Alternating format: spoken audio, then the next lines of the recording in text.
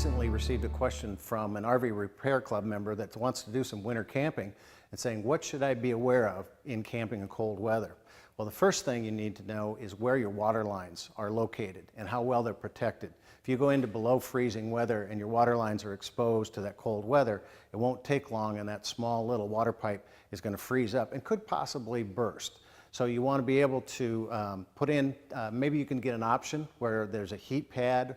Some of them have a winterizing kit, or not winterizing, a winter kit that includes a heat blanket, additional batteries, that type of stuff.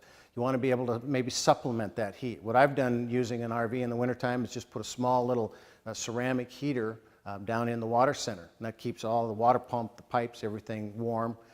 You can also get a catalytic heater, which runs on the small little propane bottles. Very few fumes, one of the safest heaters you can have inside your coach even, because the thing you got to remember about the RV is even though you have heat ducts in various places, you don't have that cold air return. So you get a lot of pockets of cold air. So you want to make sure that you look for those. Otherwise, I would look for additional propane.